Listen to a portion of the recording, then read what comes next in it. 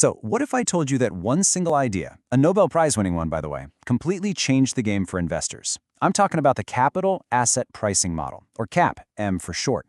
And really, it's all about one thing: figuring out the real relationship between the risk you take on and the reward you should get back. And trust me, this isn't some dusty old theory. It literally reshaped modern finance. So, let's get into it. Okay, so it really all comes down to this one simple question. Is a riskier investment always a better one? You know, it seems logical, right?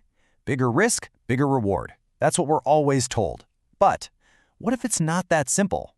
The answer is actually way more fascinating, and it's pretty much the key to unlocking how finance works today. All right, Section 1, Risk, Return, and Reward. As the slide says, not all risk is created equal. Look, it's pretty simple. As investors, we generally don't like risk, right? So if we're going to take a gamble, we expect to be paid for it. But here's the absolute game changer that CAPM brought to the table. It turns out not all risk is the same. And this is so important to understand. We can split risk into two big buckets. First, you've got specific risk. This is the stuff that's unique to a single company. You know, maybe their big product launch was a total flop. The good news, you can pretty much wipe this risk out just by diversifying. Don't put all your eggs in one basket. But then, there's systematic risk. This is the big stuff that hits the entire market, like a recession. And here's the catch: you can't get rid of it. It's just the price of admission for investing. And this brings us to the crucial point. Think about it. If you can get rid of that company-specific risk so easily, why would the market reward you for taking it on? It wouldn't. It makes no sense. The only risk the market actually pays you to take is the one you can't avoid, that systematic market-wide risk. Okay, so now we get to the really big idea behind all this. The folks who came up with CAPM asked this brilliant what-if question. Imagine a world where every single investor is perfectly rational and diversifies away all that company's specific risk. What's left? What does that world look like? And the conclusion they reached is kind of mind-blowing. If every investor out there is smart, has access to the same info, and is trying to build the most efficient portfolio, well, they'd all land on the exact same one. I mean, think about that. Every single person would be holding the very same collection of risky assets.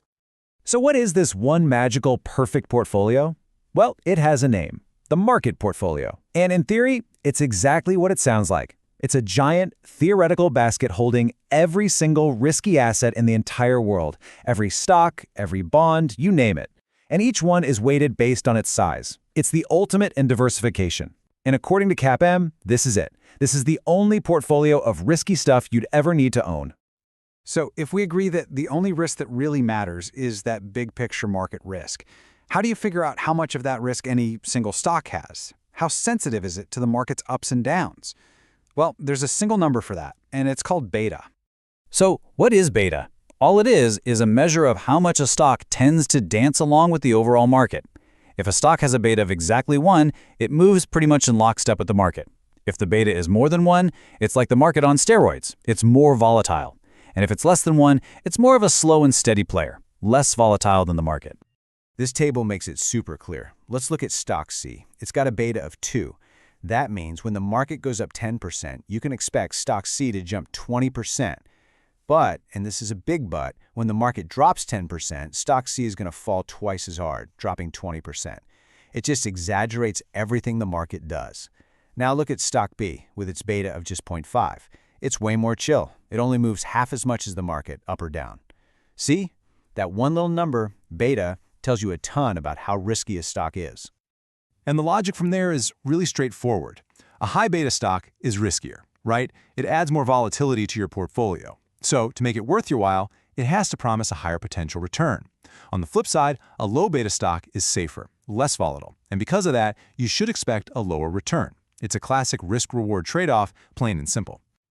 Okay, this is where things get really interesting, and maybe a little controversial, because if all of this is true, if your return is basically just a reward for taking on market risk measured by beta, then that leads to a huge conclusion.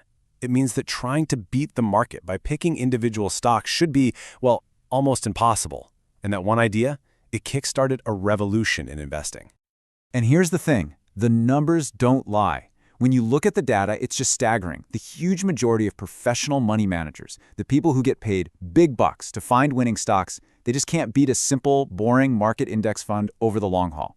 Sure, someone might have a great year, maybe even two, but that hot streak, it almost never lasts.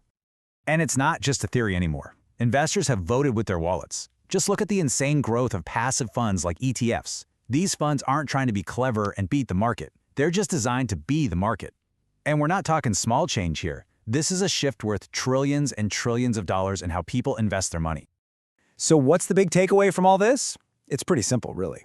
The logic of CAPM points to one powerful conclusion. For most of us, the smartest thing to do isn't to spend all our time hunting for the next big superstar stock.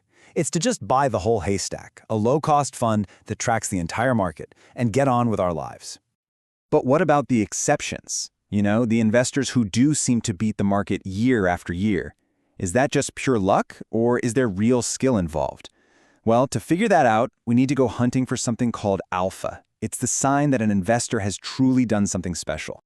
Alpha is basically the holy grail for anyone trying to pick stocks. It's not just the return you made. It's the excess return. It's what you earned above and beyond what you should have earned for the amount of risk you took on. So it's a measure of skill. Did you make more money than the CAPM model predicted, given your portfolio's beta? If you did, that's alpha. So how do you find this elusive alpha? The calculation is actually pretty simple. First, you just take your actual return, the real money you made. Then you subtract what the CAPM model says you should have made for the level of market risk you took. And whatever's left over, boom, that's your alpha. If that number is positive, you've done it. You've officially beaten the market on a risk-adjusted basis. You've found a real edge. But if it's negative, well, it means you took on a bunch of risk and didn't even get the return you should have. Okay, but does anyone actually generate positive alpha consistently? Is it even possible? Well, if we're going to talk about exceptions to the rule, there's one name that comes to mind for everyone, the legend himself, Warren Buffett. He's the guy who's been doing it for decades. And when researchers really dug into the numbers on his company, what they found was just insane. They estimated that from 1990 to 2012, Buffett generated an alpha of 0.72%. That's not per year, that's per month. Now, that might not sound like a huge number, but when you compound that month after month, year after year, it becomes an absolutely mind-boggling amount of outperformance. So, this is the billion-dollar question, isn't it? How did he do it? Is he just some kind of investing wizard to find the laws of financial physics? Or is there a system? Is there a secret to his success? Well, it turns out it wasn't magic. According to researchers, it was a genius two-step formula. First step, he used his insurance companies to get his hands on a ton of cash that was incredibly cheap to borrow. That's called leverage.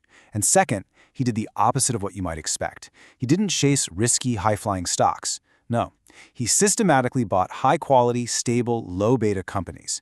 Then he took that cheap leverage from step one and used it to boost the returns of those safe stocks. It's like he built a safer, better version of the market and then put it on a little bit of rocket fuel. And that really leaves us with a fascinating final thought. CAPM is this beautiful, elegant, Nobel Prize-winning model.